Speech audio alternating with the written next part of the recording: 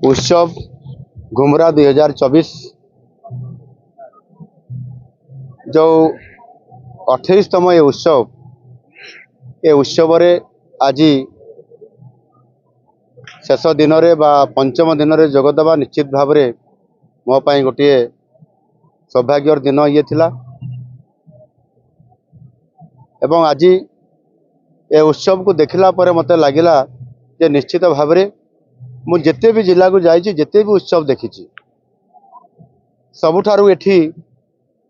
ये उत्सव को पालन करिबा आउ शेष पर्यंत एते ठंडारे भी उपस्थित रहीकरी ये कार्यक्रम रे भाग नेबा एटा गोटे कलाहांडी बासींकर बहुत बड़ गोटे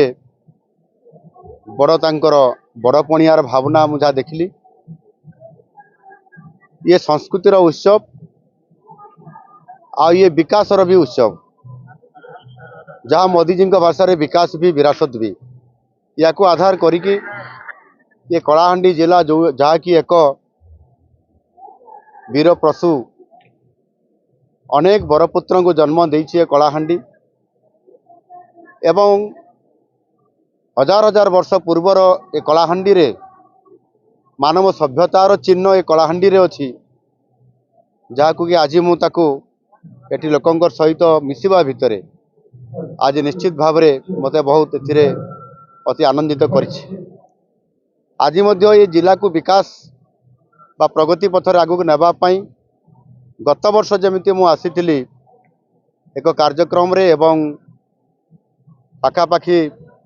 620 कोटी रु अधिक टंकार प्रोजेक्ट को शिलान्यास एवं श्री गणेश करिवा पई एवं आज मध्य आम सरकार विभिन्न प्रोजेक्ट सेथिरे प्राय 950 कोटी टंका पाखापाखि प्रोजेक्ट को आमे शिलान्यास एवं श्री गणेश करिछु। या को मिसेले प्राय 1600 कोटी रु अधिक टंका हबो ये जिला पई विकास रे आउ टिके आगु जोड़िया पई आज आम सरकार एवं आज आम ताकू मध्य आज साकार करछु। ये गुमरा उत्सव ये माध्यम रे और निश्चित भाव रे एथिरे अनेक इरिगेशन प्रोजेक्ट अछि एवं जो प्रोजेक्ट गुड़िक एठी आप मान पाखरे आज मध्य मो भाषण रे रखिछि जो प्रोजेक्ट जो उतई प्रोजेक्ट राहुल उतई जो प्रोजेक्ट जहाँ कि पाखापाखि 3350 कोटी रु अधिक टंका हबो जार डीपीआर तैयारी ता सीडब्ल्यूसी अप्रूवाल करिसंती एवं से प्रोजेक्ट आज कलाहांडी रे हेबा पई जाउछि। जदि यह हबो ताले कलाहांडी जिला ओडिशार 1 नंबर ये कृषि क्षेत्र रे उत्पादन क्षेत्र रे अधिक हबो एक कथा मु आशा करिवि। एणु आहुरी अनेक इरिगेशन प्रोजेक्ट एवं सेतिरे ता सहित मध्य शिक्षा क्षेत्र रे स्वास्थ्य क्षेत्र रे रास्ता क्षेत्र रे एवं लोक मानकु युवक युवती मानकु किभଳି भाबरे आर्थिक क्षेत्र रे ताको अधिक सशक्त करा जाई पारिबो आ सेति पाई मध्य ये जिल्ला रे मध्य शिल्प आसीबो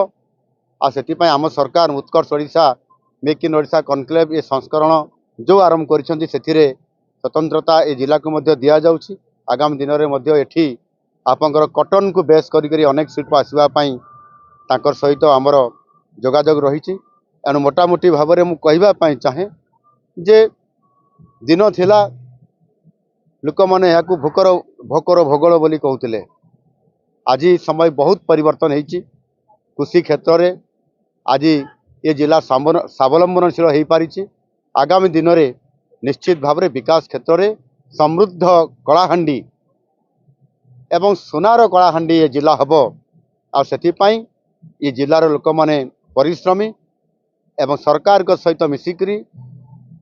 उभयंकर सहयोग रे ये जिला नंबर 1 हम से दिमत ना आपाई ये उत्सव आज जो संकल्प नहीं ताकू साकार करने